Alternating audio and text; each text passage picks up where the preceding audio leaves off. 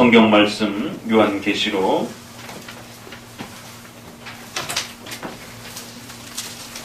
22장 1절에서 5절까지 제가 봉독하도록 합니다. 요한계시록 22장 1절에서 5절입니다. 또 저가 수정같이 맑은 생명수의 강을 내게 보이니 하나님과 및 어린 양의 보좌로 붙어나서 길 가운데로 흐르더라. 강 좌우에 생명나무가 있어 12가지 실과를 맺히되 달마다 그 실과를 맺히고 그 나무 잎사귀들은 만국을 소성하기 위하여 있더라. 다시 저주가 없으며 하나님과 그 어린 양의 보좌가 그 가운데 있으리니 그의 종들이 그를 섬기며 그의 얼굴을 볼 터이요 그 이름도 저희 이마에 있으리라. 다시 밤이 없겠고 등불과 햇빛이 쓸데없으리니 이는 주 하나님이 저희에게 빛이심이라. 저희가 세세토록 왕노릇 하리로다. 아멘. 요한계시록 이제 우리가 마지막 장을 이제 배워갑니다. 요한계시록 이 마지막 말씀을 또 우리 함께 만나면서 놀라운 장면들을 보게 됩니다. 요한계시록 22장은 생명수 강이라고 하는 독특한 그러한 표현을 우리에게 소개하면서 계시록이 가지고 있었던 그 소중한 내용을 마무리하려고 합니다. 생명수에 대한 부분을 잘 살펴보셔야 되고요. 그 다음에 2절에 생명나무가 소개가 되어집니다.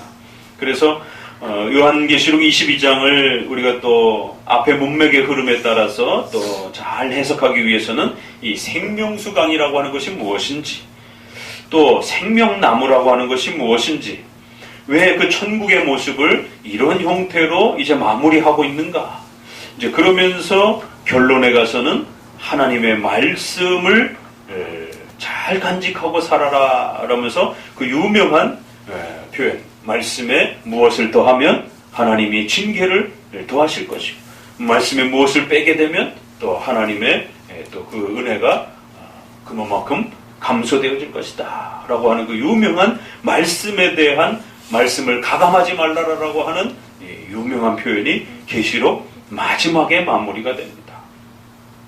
말씀드린 것처럼 21장, 22장은 천국에 대한 본질과 우리 신앙의 본질, 또 우리 기독교의 본질, 기독교가 무엇인가를 가르쳐주는 가장 중요한 핵심이 천국의 모습의 형태로 이제 이렇게 소개되었다라고 말씀을 드렸습니다. 앞부분에서 우리가 천국의 모습을 어떻게 보았느냐면 거대한 이 성의 모습으로 이렇게 보여집니다. 그래서 거대한 성읍이 1만 2천 스타디온이라고 하는 그러한 형태로 소개가 되었습니다. 위, 아래, 또 옆에가 동일한 그러한 네모 반듯한 형태의 크기로 거대한 성을 천국의 모습처럼 소개하고 있는 것을 보게 됩니다.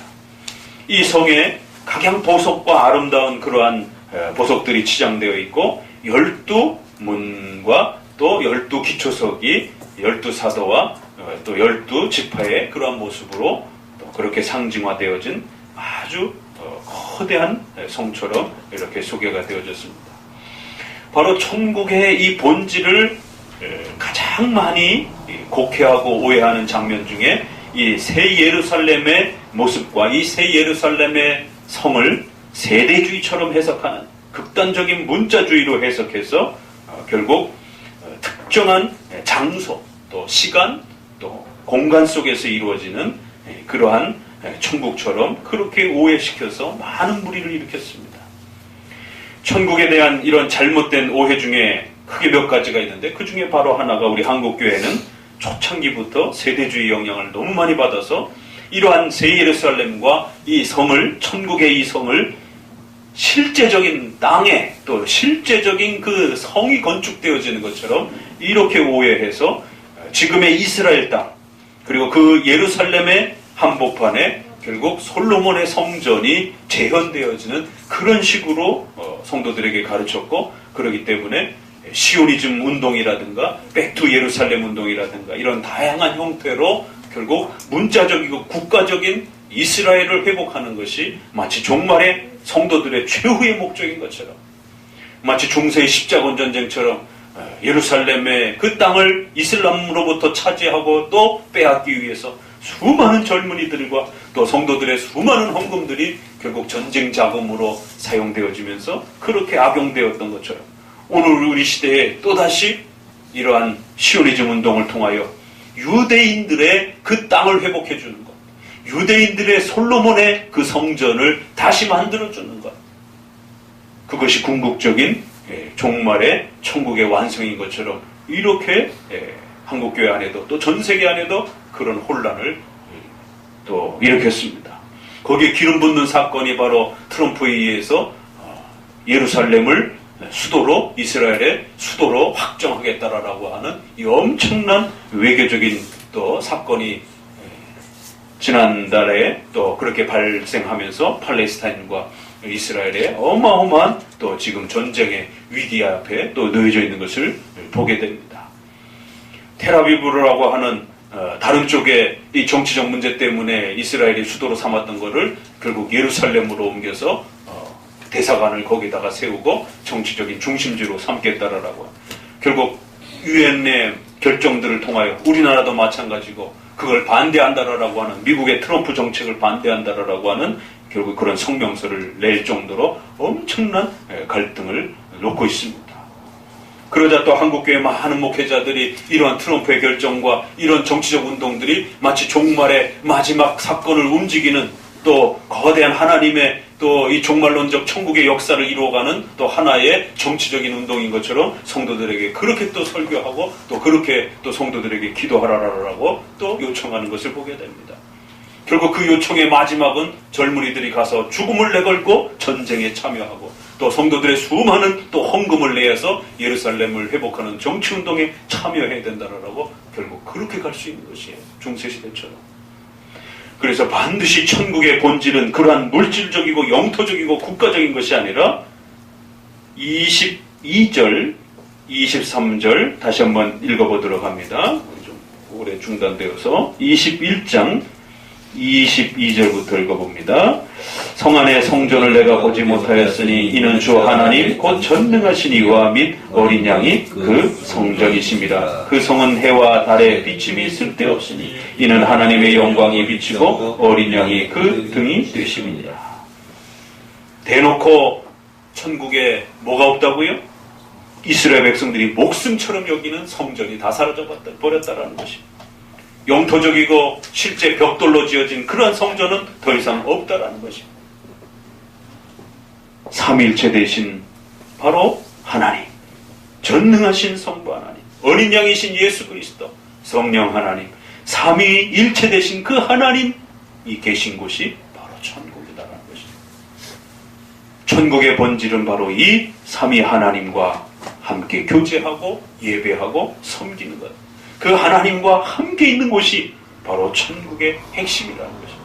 그래서 천국은 그 하나님을 예배하기 위하여 성도들이 함께 모인 바로 이 몸된 교회가 천국이요, 또 장차 종말론적으로 그 예수님의 재림을 통하여 온 우주 만물을 이제 심판하실, 그리하여 하나님의 백성들을 함께 세워서 하나님을 예배하도록 세우실 바로 종말론적인 또 천국도 천국의 본질로 소개하는 것입니다. 하나님 그분과 함께 거하는 것이 천국의 본질이지 어떤 벽돌을 회복하고 땅을 되차지하는 것이 천국의 본질이 아니라는 것입니다. 두 번째 천국의 본질을 또 소개합니다. 21장 3절 같이 읽어봅니다.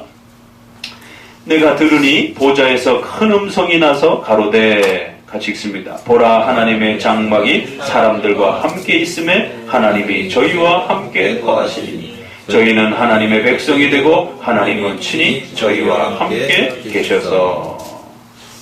7절에도 나는 저희의 하나님이 되고 그는 내 아들이 되리라. 바로 성경에서 두 번째 천국의 본질로 약속하고 있는 것은 예수 그리스도의 보혈의 피로 우리가 하나님의 자녀가 되고 하나님의 백성이 되어 하나님과 영원토록 구원의 축복과 은혜를 누리며 살아가는 이 은혜 언약의 성취. 아담이 실수하여 잘못하여 그 행위 언약을 지키지 못해서 전 인류가 죄악의 이 심판과 형벌을 받게 되었습니다.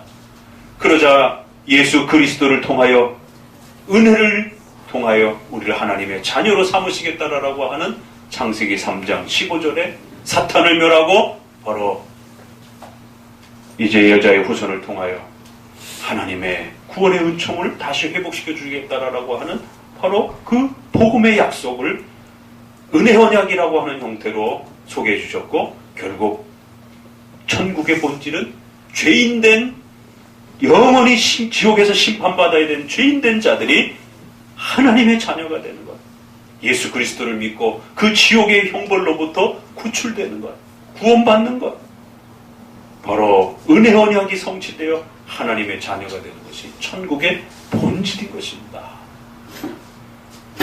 천국은 부귀영화와 온갖 명예와 권세를 더 많이 누리기 위한 그런 기복주의적인 것도 아니고, 종교 체험을 더 많이 하게 한 것도 아니고, 또 오늘 우리 시대의 특정한 또 어떤 교단들을 통하여 남북 통일 문제를 집중적으로 매달리고 사회운동에 참여하고 정치적인 독재운동에 참여해서 마치 그것이 가장 본질적인 천국의 파라다이스와 같은 그러한 국가와 나라를 만드는 것이 천국인 것처럼 지나치게 사회복음적인, 정치복음적인, 개인의 복음과 구원의 이 자리를 사회복음적인, 정치복음적인, 정치를 해방시키고 사회를 회복시켜야 되는 것처럼, 그래서 최근에는 또 WCC를 통해서 자연과 이 모든 만물이 인간의 개발운동 때문에 너무너무 심각하게 파괴되어서 결국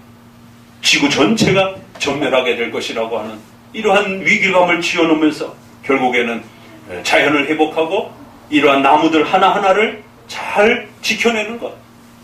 그래서 그걸 생태신학이라고 합니다. 환경신학이라고 합니다. 생명신학이라고 말을 하더라고요. 그래서 장신대 교수들을 통하여 전국적으로 이 환경신학과 생태신학을 부르짖습니다. 그래서 개구리 하나라도 살려야 되고, 맹꽁이 하나라도 더 살려야 되고, 풀 한 폭이라도 더 살려야 된다라고 하는.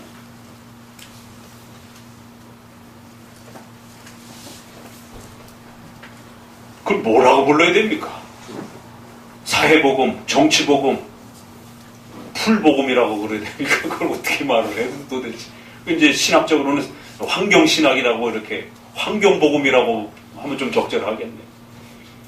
이 천국의 본질을 이처럼 사회운동하는데, 환경운동하는 곳에, 전혀 엉뚱한 곳에, 또 신비체험과 종교체험하는 곳에 그렇게 성도들에게 혼탁함을 돌려냈던 것입니다.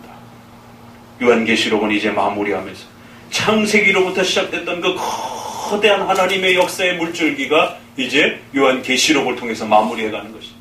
어떤 면에서는 성경을 좀 빨리 이해하고 싶으시면은요, 창세기하고 계시록만 읽으시면 성경 전체가 뭘 말하려고 하는지 빨리 파악할 수가 있습니다. 근데 성경의 가장 어려운 곳이 창세기와 요한계시록이에요. 그만큼 비중이 크기 때문에 그런 것입니다. 성경에서 수많은 사건과 수많은 이야기들이 쏟아부어지면서 도대체 그 이야기들이 뭘 뜻하는 거고 어디를 향해 가고 있는 것인가? 성경은 일정한 해석의 규칙이 없으면 자기 마음대로 읽게 되십니다. 주관적인 이 성경 해석 때문에 지난 2000년 동안 교회가 고통을 받았고, 지난 2000년 동안 교회가 수많은 이단들 때문에 고통을 받아왔습니다. 오늘 우리 시대도 마찬가지예요. 사도신조를 버리고 사도신조를 지켜가지 않는 이러한 교회적 모습, 웨스민스터 신앙고백과 교리를 중심으로 해서 성경을 해석하지 않는 이러한 모습들 때문에 한국교회는 주관주의적인, 자기 마음대로 해석하는, 죄송합니다, 자기 멋대로 해석하는 주관주의적인 해석이 팽배해지고 결국에는 성경이 뭘 가르치는가를 제대로 이해할 수 없는 오리무중에 빠져버렸어요. 이단을 더 이상 정죄할 수 없는 그런 위기에 빠져버렸습니다. 성경을 일정한 규칙과 해석의 규칙과 규범 안에서 해석하지 아니하면 이런 일들이 벌어지는 것입니다. 한국교회는 둘로 나눠집니다. 교리를 공부하는 교회와 교리를 공부하지 않는 교회로 나눠집니다. 그 과거에는 카톨릭, 감리교, 순복음교단 이렇게 교파적인 어떤 그 색깔이 있기도 하고 또 장로교 이렇게도 나눴지만 지금은 장로교도 전혀 의미가 없어요. 다 순복음화되었기 때문에 이제는 둘로 나눠집니다. 카톨릭도 요즘에는 신비주의 운동들을 하더라고요. 옛날부터도 했었지만 이제는 둘로 나눠집니다. 교리를 공부하는 교회와 교리를 공부하지 않는 교회. 사도신조를 잘 고백하고 그 사도신조의 교리를 지켜가고 배워가는 교회와 그렇지 않은 교회. 웨스민스터 신앙 고백을 장로교로 좀 좁히면 웨스민스터 신앙 고백을 고백하는 교회와 그렇지 않은 교회로 나눠지는 것입니다. 건강하고 성경적인 교회를 찾기를 원하십니까? 교리를 공부하는 사도신조를 공부하는 것. 장로교 안에서는 웨스민스터를 고백하고 지켜가는 것. 그럼 일단 건강한 교회입니다. 그렇지 않은 교회들은 절대로 거들떠봐서도 안 됩니다. 쳐다도 봐서도 안 됩니다. 성도들의 영혼이 피폐해지고 성도들의 영혼이 메말라가고 성도들의 영혼이 이 말씀을 잘못 듣게 되면 어마어마한 죽음의 고통들을 겪게 됩니다. 이것은 인문학 강의가 아니기 때문에 그냥 대충 졸다가도 듣고 그냥 대충 흘려도 들어도 되는 그런 게 아닙니다. 이 성경은 제대로 들으면 영혼을 살리는 하나님의 말씀이요, 잘못 들으면 그 영혼을 죽이는 독약입니다. 인문학 강좌가 아니에요. 그래서 대충 좀 틀린 말씀도 그냥 대충 들어도 되는 게 아닙니다. 그 대충 듣는 말씀 속에 독약이 들어있어서 그 성도들의 영혼을 메마르게 하고 죽이게 만드는 것이에요. 사탄이 가만 내버려 두지 않습니다. 바로 이러한 혼탁함 속에 바로 요한계시록은 그러한 사탄의 행위들과 그러한 사탄의 많은 수많은 행위들이 어디를 향하고 있는가? 그건 바로 성도들로 하여금 말씀을 못 듣게 하고 말씀을 바르게 깨닫지 못하게 하고 그 말씀을 붙잡지 못하게 하는 바로 거기로 향하는 것이. 그래서 요한계시록 마지막 메시지는 성경에 가감하지 말라라고 하는 메시지로 끝나는 것입니다. 사탄의 수많은 정치적인 그러한 그 도구를 이용해서 성도를 공격하고 또 수많은 이단들과 수많은 또 이 혼탁함의 말씀의 이러한 주관주의적인 이런 혼탁함을 통해서 제대로 된 말씀을 성도들이 듣지 못하게 하는 이 수많은 공격의 방향이 어디로 향합니까? 성도들에게 말씀을 못 듣게 하는 데로 향하는 것이. 그것만 성공하면 성도들은 아무것도 할 수 없고 구원의 길도 찾을 수 없고 하나님도 찾을 수 없고 그들의 생명도 찾을 수가 없는 것이. 질병의 고통을 받고 세상의 부귀영화에 대한 부분들을 조금 잃는 것은 그 문제가 되지 않습니다. 성도들에게 말씀을 잊어버리고 말씀을 읽지 않고 그 말씀을 바르게 정리한 교리를 깨닫지 못하게 하는 데만 사탄이 성공한다라면 성도들의 모든 걸 빼앗아갈 수 있습니다. 반대로 성도들에게 말씀을 바르게 깨닫고 그 말씀을 정리한 교리를 정확하게 공부하고 깨달아서 그걸 지켜가는 자로서 그렇게 성도가 세워지기만 한다라면 사탄은 절대로 성도를 건들 수 없습니다. 그래서 요한계시록 마무리 21장, 22장은 이제 사도 요한은 이제 성경을 맺으면서 또 하나님의 특별한 계획에 입각하여 성경 전체가 이제 계시록으로서 마무리가 되어지는 그런 하나님의 뜻 속에서 도대체 어떤 메시지를 마지막으로 남겨야 될 것인가? 창세기는 어떤 메시지를 하나님의 뜻으로 펼쳐서 열어야 될 것인가? 계시록은 어떤 메시지로 하나님의 뜻을 이제 마감해야 될 것인가? 라고 했을 때 이렇게 21장에서는 천국의 본질을 세 가지로 소개를 하며 마지막 22장에서는 한 번 더 최종 정리로 말씀을 그 마지막에 두는 것이죠. 자, 이처럼 두 번째는 은혜 언약을 통하여 우리가 죄에서 구원받는 것. 이것이 복음의 본질이요 핵심인 것입니다. 그리고 세 번째로는 22절에 읽었던 것처럼 구원받아서 뭐 하려고 합니까? 구원받고 난 이후에 잘 먹고 잘 사는 것이 아니라 우리의 전 삶이 하나님의 영광을 위하여 살아야 된다는 것. 그 성은 해나 달의 비침이 쓸데없으니 이는 하나님의 영광이 비치고 어린 양이 그 등이 되심이라. 그 천국의 보좌 가운데 가장 영광스럽게 하나님의 영광이 찬란하게 비춰지고 그렇게 높아지더라는 것이. 24절, 25절 따라 붙는 말씀들에도 온 백성들이 각각 자기들의 모든 영광들을 가지고 와서 만국의 영광과 그 존귀를 가지고 와서 하나님 앞에 바치며 하나님의 영광 받으시도록 그렇게 천국의 모습을 마지막으로 그려내고 있는 것을 보게 됩니다. 왜 칼빈주의 신앙이 소요리 문답 1문에서부터 사람의 제일 된 목적은 무엇입니까? 하나님을 영화롭게 하는 것입니다.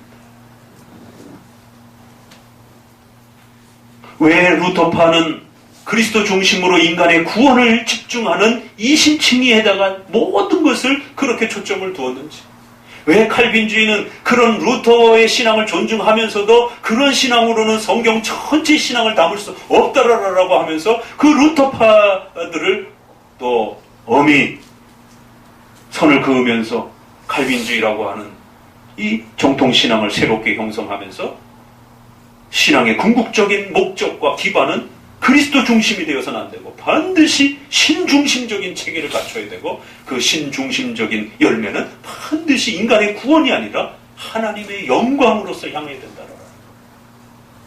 오늘날 대부분의 한국교회가 복음주의라고 표현을 합니다. 왜냐하면 예수 그리스도를 통해서 나의 개인의 구원을 얻는 것에 만족하고 있는 것이죠. 이건 루터파 신앙입니다. 장로교도들도 여기에 머물러 있어요. 본인이 루터파 신앙인지 아닌지도 몰라요. 그러나 예수 그리스도를 강조하면서 결국 우리 개인의 구원만 강조하게 되면 그건 루터파 신앙입니다. 이신칭에다가 모든 전체 신앙의 중심을 걸었던 그리스도 중심으로 인간의 구원에 모든 걸 초점을 맞췄던 것은 그건 루터파 신앙입니다. 이건 정통신앙이 아닙니다. 어거스틴과 칼빈과 웨스민스터를 통해서 이어왔던 정통신앙이 아닙니다. 은혜 언약의 성취가 아무리 중요하다 할지라도 물론 인간의 죄와 관련하여 천국의 한 부분의 본질이 이렇게 은혜 언약의 성취, 예수 그리스도의 어린 양의 피로 인하여 우리 어린 양의 신부가 되었고 우리가 죄 사함 받았다라고 하는, 그리스도로 인하여 구원받았다라고 하는 이 은혜 언약이 분명히 한 모습으로 있습니다. 그러나 더 나아가 창조주 하나님에 대한, 하나님의 영광에 대한 궁극적인 목적을 깨닫고 향하지 않는다라면 그것은 절반의 기독교가 되는 것입니다. 그래서 반드시 하나님의 영광이라고 하는, 우리 전생애가 구원받는 데 만족해서는 안 되고 하나님의 영광을 향하여 또 초점이 맞춰져야 된다라고 말하는 것입니다. 그래서 기독교 강해도 그렇고 웨스민스터 신앙고백도 그렇고 칼빈주의 문서들에서는 하나님의 영광이라고 하는 이 표현을 끊임없이 반복하는 겁니다. 야, 어떻게 요한계시록에 이 칼빈주의에서 말해왔던 그 소중한 가치들이 이렇게 잘 정리되어 있는가? 신본주의, 삼일체의 중심, 기독론 중심이 되어서는 안 되고 삼일체 중심이 되어야 된다는 것. 신중심적인, 신론 중심적인 신본주의가 되어야 된다는 것. 구속사 중심이 되어서는 안 된다라고 하는 것. 그런 표현들이 여기에 21장에 잘 드러나 있습니다. 천국의 본질은 이처럼 세 가지로 마무리가 되고 정리가 되는 것입니다. 그리고 이제 오늘 우리가 22장에 함께 보아야 되는 내용은 또 저가 수정같이 맑은 생명수의 강을 내게 보이니 하나님과 및 어린 양의 보좌로부터 나서 길 가운데 흐르더라. 이제 앞으로 보게 될 내용을 서론적으로 오늘은 이렇게 미리 조금만 말씀을 드리는 것입니다. 세대주의가 무리를 일으켰다라면 또 하나는 이 22장에 등장되어지는 이 생명수 강으로 표현되어지는 이 성령의 충만한 은혜와 역사들에 대한 변질과 곡해가 또 한국교회 안에 엄청난 또 오류를 일으켰습니다. 누구 때문이죠? 그건 신비주의. 특별히 오순절 교파의 이러한 그 행태들을 통해서 온갖 기복주의와 신비주의를 펼치면서 성령운동을 펼쳤던 바로 이러한 운동들에 의하여 천국의 본질을 마치 종교체험하는 것, 마치 기복주의적인 이러한 수많은 부귀영화를 누리는 것에 성령의 체험을, 종교체험이나 또 성령의 역사를 잘 먹고 잘 사는 것에 맞추는 바로 이러한 성령의 잘못된 이해 때문에 결국 한국교회가 엄청난 고통을 받았습니다. 천국의 본질을 거기에 맞추는 것이죠. 이 생명수 강이 도대체 뭘까? 왜 요한계시록은 성도가 누리게 될 그 천국의 가장 영광스럽고 아름다운 모습을 세 가지로 정리하고 난 다음에 하나 더 보충하는 것이 위에 어린 전능하신 성부 하나님, 어린 양 예수 그리스도. 그런데 성령이 안 나오고 있어요. 성령 하나님께서. 성령 하나님의 충만한 은혜를 생명수 강으로 이렇게 표현을 합니다. 물론 이것은 더 나아가서 영생이라고 하는 더 큰 우리의 또 소망을 또 담아내기도 합니다. 그러나 그러한 영생의 축복과 구원의 이 아름다움은 반드시 성령 하나님의 은총을 통해 하지 아니하고서는 누릴 수가 없는 것입니다. 그래서 신약 전체를 보게 되면 이러한 구원의 영생의 축복은 반드시 성령 하나님으로 거듭나야만이 가능하고 성령의 충만함으로만 가능하고 성령께서 부어지실 때, 성령이 함께할 때 가능한 것입니다. 라고 이렇게 말하는 것입니다. 지금까지 말했던 천국의 이 어마어마한 영광스러움의 본질은 어떻게 누린다고요? 반드시 성령 하나님의 은혜의 충만함으로, 성령 하나님의 거듭남으로 가능하다라는 것입니다. 이 내용을 생명수 강이라. 그래서 그것이 보좌로부터 흘러나오면서 목마른 자들을 전부 다 채워주고 그 갈급함을 채워주는 그런 모습으로 소개가 됩니다. 그러다 보니까 이 생명수 강에 대한 성령에 대한 충만함에 대한 이해들이 결국 전통적인 우리 장로교에서 가르쳐진 대로 이해되지 않고 온갖 신비주의와 샤머니즘과 섞여서 그렇게 또 한국교회 안에 이해되어진 것을 보게 됩니다. 생명수 하면 뭐가 많이 떠오르십니까? 저쪽 광주 넘어가는데 고속도로 옆에 보게 되면 광주 인턴체인지 옆에 예전엔 그 기도원이 있었는데 지금은 어떻게 되는지 모르겠어요. 할렐루야 기도원이라고 있어요. 그 유명한 김모 원장님. 그 기도원에도 있더라고요. 그 생명수 물이 있어요. 그래서 팔아요, 그거를. 그 기도원 원장이 안수해가지고 특별한 효능을 가진 그런 물로 그렇게 바뀌었다라는 거예요. 그 성도들이 그 기도원에 가면 꼭 그 물을 삽니다. 그 저 포천 쪽에 그 본부가 있죠. 유명한 생명수. 근데 거기서만 판 게 아니더라고요. 조사를 이렇게 좀 해보면 뭐 통일교에서도 그렇고 우리가 잘 아는 그런 그 이단들 세계 속에 들어가 보면 이 생명수가 굉장히 많습니다. 자기들의 그 교주와 또 그 목사가 기도해서 특별한 물로 만들었다라는 것이. 그래서 그 물을 마시면 병을 고치기도 하고 특별한 능력을 얻기도 하고. 로마 가톨릭에서도 비슷한 생명수가 있죠. 성수가 사용됩니다. 그래서 그 성수를 뿌리면 드라큘라도 막 죽고 막 귀신들도 막 없어지고 특별한 그런 물을 그렇게 신성시하는 그러한 모습들이 중세시대. 그래서 그걸 사기 위하여 성도들이 수많은 돈을 쏟아붓는. 근데 얼마나 그걸 아주 절묘하게 또 이 시대에 한국교회 수많은 이단들이 그렇게 또 사용하는 것입니다. 생명수를 그런 식으로 오해케 하면서 결국 성령운동에 대한 이런 지나친 잘못된 신비주의 운동들이 결국 한국교회를 어지럽혔던 것을 보게 됩니다. 요한계시록 마지막 부분에서 건물에 대한 세대주의에 대한 문자적 그러한 위험성을 우리가 잘 걸러내셔야 되고 22장의 이 생명수와 관련된 이러한 부분에 있어서는 성령운동에 대한 잘못된 극단적 신비주의적인 그러한 성령운동에 대한 부분들을 잘 걸러내셔야 됩니다. 성경이 말하는 이 생명수는 그럼 도대체 무엇일까? 말씀을 넘기셔서 그 22장에 연결해가지고 한번 보도록 합니다. 어디를 보시느냐 하면 결론부터 먼저 보도록 합니다. 17절을 같이 읽어보도록 합니다. 17절 22장 17절 한 목소리 읽습니다. 성령과 신부가 말씀하기를 오라 하시는도다. 듣는 자도 오라 할 것이요 목마른 자도 올 것이요 원하는 자도 값없이 생명수를 받으라 하시더라. 여기서는 성령 하나님이 소개가 됩니다. 그러면서 그 성령 하나님께서 요청하시기를 아까 우리가 보았던 그 1절의 말씀이 목마르고 갈급한 모든 자들이 모여서 이 생명의 충만함을 누리라는 것입니다. 그걸 누가 초대해요? 성령 하나님께서 신부, 교회와 함께 초대를 하는 것입니다.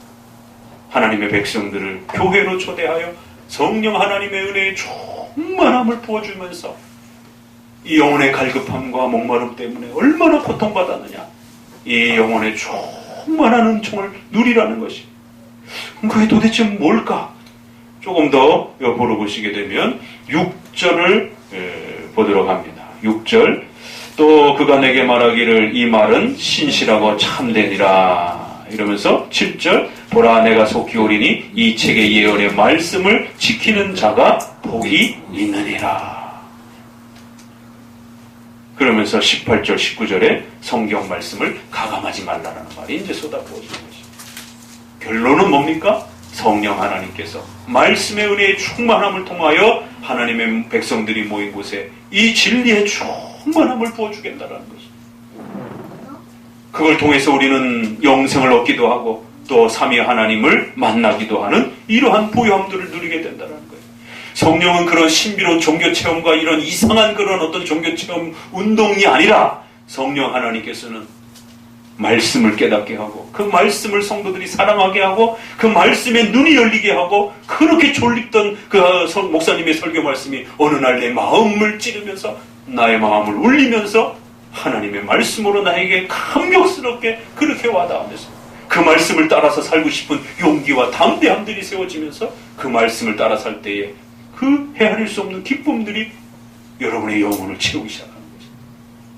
결국 생명수의 이 강은, 생명수라고 하는 것은 물질적인 그러한 약수가 아니라 바로 성령 하나님께서 진리의 말씀을 통하여 그의 백성들을 하나님의 은혜의 충만함으로 채워가는 바로 진리의 충만함을 말하는 것이, 말씀의 은혜의 충만함을 말하는 것이. 그래서 성령 하나님과 말씀의 이 역사만이 이 천국의 본질을 만들고 세워가는 겁니다. 웨스트민스터 1장에서부터 우리가 오후에 배우는 게 우리가 어떻게 하면 하나님을 만나는가? 말씀과 성령의 역사만이 가능하다라고 웨스트민스터 시작부터 마지막 장까지 말씀과 성령으로 우리 기독교의 이 전체 체계를 만들어가는 것이다. 이렇게 소개를 합니다. 이야, 이 요한계시록이 어떻게 이렇게 멋있게 끝날 수 있을까? 말씀과 성령의 역사만이 이 모든 갈급함을 가능케 하는 것입니다. 절대로 율법주의적인 로마 카톨릭의 그런 신앙에 빠지면 안 됩니다. 절대로 신비주의적인 그런 오순절 신앙에 빠지면 안 됩니다. 하나님의 말씀을 성령의 도우심으로 깨닫고 이해하고 그 말씀을 사랑함으로 인하여 여러분의 인격이 변화되어 하나님을 위하여 사는, 하나님의 영광을 위하여 사는 그러한 신자로 바뀌어가는 것이, 그것이 천국의 본질인 것입니다. 그것은 지금 이 교회를 통하여도 가능하고 종말론적인 천국을 통해서도 성취되어질 것입니다. 이것이 천국의 모습이다 라고 이렇게 소개를 하고 있는 것을 보게 됩니다. 오늘은 22장을 대략적으로만 좀 이렇게 맛보기 형태로 소개하면서 지난 21장과 연결해서 다시 한번 살펴보았습니다. 22장에 수정같이 맑은 생명수의 강이라고 하는 요한계시록에서 소개되어지는 독특한 성령 하나님의 이러한 또 은혜와 은총들이 어떤 형태로 또 우리에게 마무리되어지고 또 이렇게 소개되어지고 있는지를 잘 마음속에 간직하셔서 천국의 본질은 이 세 가지 형태로 드러나고 이러한 세 가지의 은총은 말씀과 성령의 은총을 통해서 우리에게 세워져가는 이 기독교의 굳건한 원리를 잘 지켜가시기를 주의 말씀으로 권면을 드립니다. 기도합니다.